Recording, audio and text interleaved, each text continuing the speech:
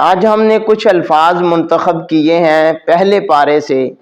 جس طرح ہم نے پہلے پارے سے حروف ذکر کیے تھے جن کا بہت زیادہ استعمال ہے، بار بار استعمال ہوتے ہیں. پھر ہم نے کچھ اسماء ذکر کیے تھے جو اشاروں کے لیے، کنایے کے لیے، ضمیروں کے لیے استعمال ہوتے ہیں. ان کا بھی کثرت سے استعمال ہے قرآن مجید کے اندر. اور اب ہم کچھ الفاظ ذکر کر رہے ہیں جو پہلے پارے سے لے کے 30ویں پارے تک بار بار استعمال ہوتے ہیں، اور ان کا معنی وہی رہتا ہے ہمیشہ. جو معنی پہلے پارے میں ہے وہی معنی 30ویں پارے میں. شروع سے لے کے آخر تک ان کا ایک ہی معنی ہے. تو بہت سمپل سے سادہ سے یہ الفاظ ہیں.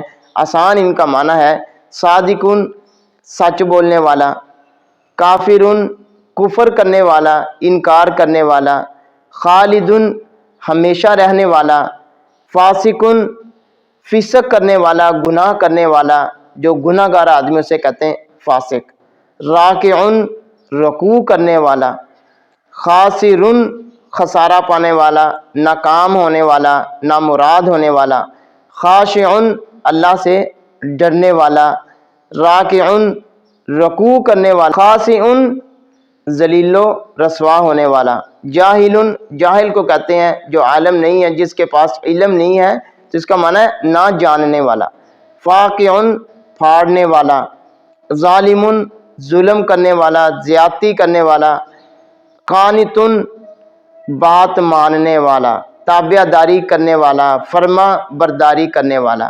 جاعلن بنانے والا، عابدن عبادت کرنے والا، غافلن غافل ہونے والا، جو بندہ غافل ہونے والا ہوتا ہے، متوجہ نہیں ہوتا. اسی طرح ناظرن دیکھنے والا، اور قانتن فرما بردار بات ماننے والا، طائفن طواف کرنے والا. تو یہ وہ الفاظ ہیں جو ہم نے منتخب کیے ہیں، اور ان میں سب کے سب میں اسم فاعل کا معنی استعمال ہوتا ہے. اسم فاعل کا معنی یہ ہے کہ یہ سارے کے سارے الفاظ کام کرنے والے پہ دلالت کرتے ہیں. تو اس کی پہچان یہ ہے پہلے حرف کے بعد اس کے بعد الف ہوتا ہے، پہلے حرف کے بعد الف ہوتا ہے، یا پہلے حرف کے اوپر کھڑی زبر ہوتی ہے، تو دونوں ایک ہی معنی ہے. چاہے پہلے حرف کے بعد الف ہو یا پہلے حرف کے اوپر کھڑی زبر ہو. جیسے ناظرن تو نون کے بعد الف ہو، یا نون کے اوپر کھڑی زبر ہو، آگے کچھ نہ ہو، آگے ضا ہو.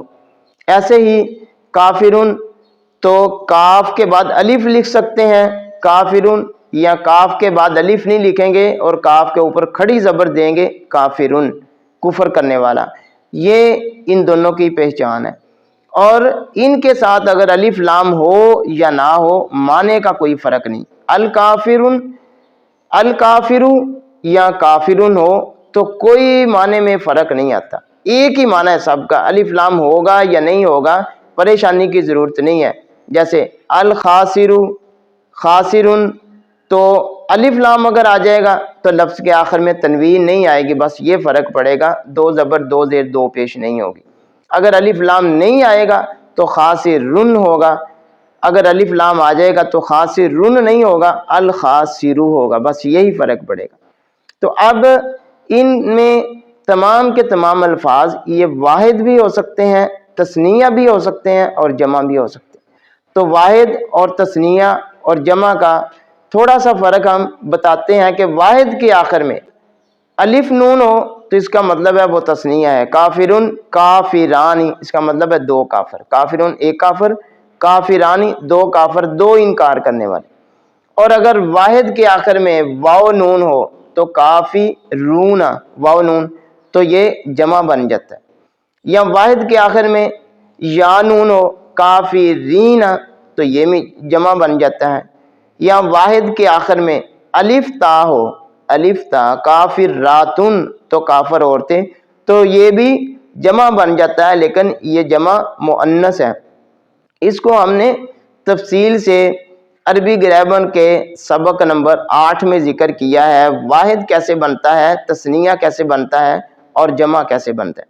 تو یہ جو اسم فاعل ہے اسم فائل کا معنی دینے والے الفاظ، ان کی ایک اور علامت یہ ہے کہ پہلے حرف کے بعد الف ہوتا ہے یا پہلے کے اوپر کھڑی زبر ہوتی ہے، تو اس کے بعد جو الف کے بعد ایک حرف ہوتا ہے یا پہلے کے اوپر کھڑی زبر ہوتی ہے، تو اس کے بعد جو حرف ہوتا ہے اس کے نیچے زیر ہوتی ہے، جیسے کاف فی رن، فا کے نیچے زیر ہے۔ ایسے ہی خالی کن پیدا کرنے والا، ایسے ہی جاعلن بنانے والا، ایسے ہی عابدن عبادت کرنے والا۔ تو یہ اسم فاعل کے معنی ہیں، ان کو اگر ہم یاد کر لیں تو بار بار یہ قرآن مجید میں استعمال ہوتے ہیں، جہاں بھی آئے ہم نے واحد کا، تثنیہ کا اور جمع کا خیال کرنا ہے۔ بس واحد، تثنیہ، جمع کا خیال کریں گے اور ان کا معنی ہم خود ہی کر سکتے ہیں قرآن مجید کا۔ ایسے یہ ہم نے چھوٹے چھوٹے اسباق تیار کیے ہیں تاکہ ہم بغیر گرامر کے قرآن مجید کا ترجمہ آسانی سے صحیح معنی کے ساتھ اور صحیح مفہوم کے ساتھ ادا کر سکیں۔